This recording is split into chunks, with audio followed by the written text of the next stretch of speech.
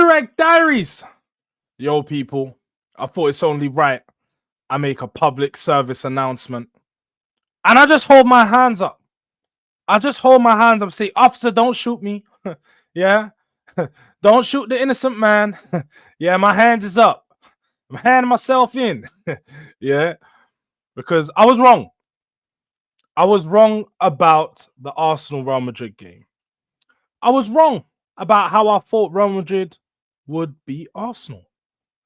Congratulations to Arsenal for going through in their quarterfinal. You know, well done, boys. And because I know Hooks, D, Deluded, who else can I think of? Ashraf, Goonally, whoever it is, all the Arsenal fans that I stream with on a regular basis, all gonna come in Kunle and say, "Oh, you didn't believe that we were gonna win, but you said this, you said that." Well, do you know what? Congratulations, Arsenal. Well played. You done well. You deserve it. You deserve to go through to the next round. Real Madrid were absolutely poor across both legs. I think it's fair to say that Real Madrid didn't deserve any points out of both of the games. The absolute drumming they got away from home to then come back to their home stadium and put out that performance today. It's dreadful, man. Dreadful. The fact that within 20 minutes they've given away a penalty for something so stupid. You can tell this Real Madrid team is not the one that is full of winners. This is a team that's got a lot of young, naive players that are a bit too big for their boots. They just thought that they could show up and, you know, because we're Real Madrid, remontada, doing up PR on about remontada. Do you guys know what remontada means?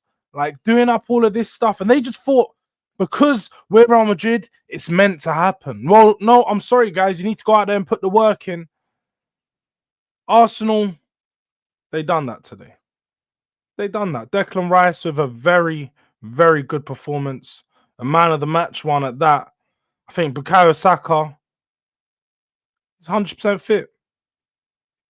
He's 100% fit, D. Finished the game. Played a good performance. Cooked Alaba again, who's stinker and hooked after an hour. And Real Madrid really didn't present too much of a threat. Disappointed in Rodrigo's performance. I think Rodrigo was so poor across both of the legs. Their tactic of just getting to the final third and crossing it in made no sense. Made absolute no sense because you have Mbappe who's floating in and around the edge of the box and is not necessarily strong in there. You got Bellingham making late runs into the box, but when you have Saliba and Kivior in there, they were doing a good job of clearing the box. They were doing a really good job of clearing the box, so they never really had much of a chance. The penalty from Saka was a moment of when, as rival fans, I'm not gonna lie, I was thinking Euro 2020. They're running it back. They're running it back. Maybe the pressure got to him. But it's cool, calm and collected finish for the goal that he did score, and it was a little cheeky dink as well. So I'm not gonna get at him on that. Maybe I was wrong about Saka not being a big game player. He done his thing against Real Madrid. Now semi-finals, let's see what you're really about. Now I'm not gonna take nothing away from these Real Madrid performances because he done his job. He done really well in both of these games. 2 big games for the first time that I've seen him really step up and put Arsenal, I wouldn't say put Arsenal on his back, but have a very good performance where you can say he left no stone unturned. But Odegaard, I think Odegaard had a good game. Sort of just doing his job with keeping the ball ticking, you know, slowing the game up, slowing the game down and speeding it up when it was needed. But Real Madrid defensively were just all over the place. You can't have 3 players in your front line not tracking back and then have one of your midfielders in Bellingham basically playing in the striker, but then also asking Tchouaméni and Valverde to cover all the ground in between what the front 3 don't press, but also making sure that they're covering the back line. But then the back line are pushing up so high to cover for the space that the midfield's leaving in behind when they press. It's just a mess. It was an absolute mess. Arsenal played in behind the line so many times, and the goal that they did score at the end was a goal that was coming for most of the game. For most of the game, that goal was coming, and look, pretty much all but game was done by that point. Real Madrid had nothing to offer, but to get that last goal and put the dagger in their hearts, 5. You let this Arsenal team beat you 5-1. Madrid. Yeah, man. Madrid are going to have to start calling for some serious things. I would expect to start seeing Carlo Ancelotti out. Not that I'm on that. Not that I'm on that. But apparently Lee Gunner says, they want the manager out when they lose games. Well, losing 5-1 to Arsenal across a 2-leg tie in the Champions League, that might be a sackable offence. Some may say. Some may say that might be a sackable offence. But Arsenal, now going through to that next round against PSG, some may say it's not the same PSG that they versed early in the season. Some are saying that they're just missing 2 or 3 players. I think it's a completely different team.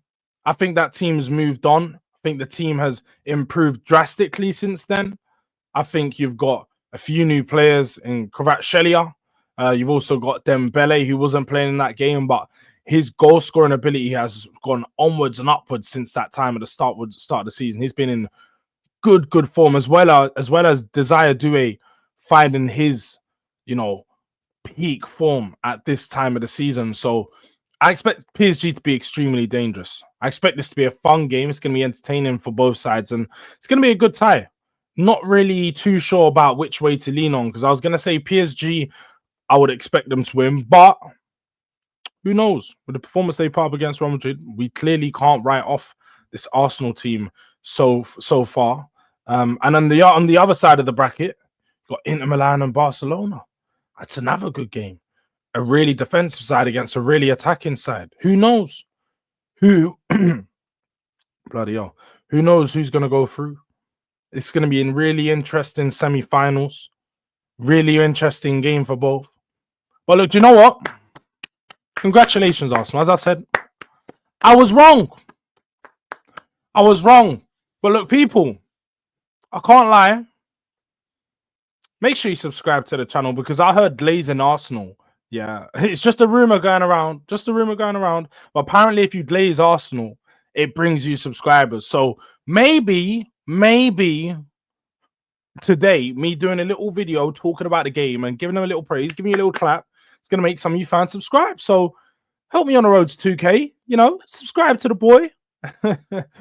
Make sure you follow on all the other social platforms. And if you haven't already, smash a like on the video.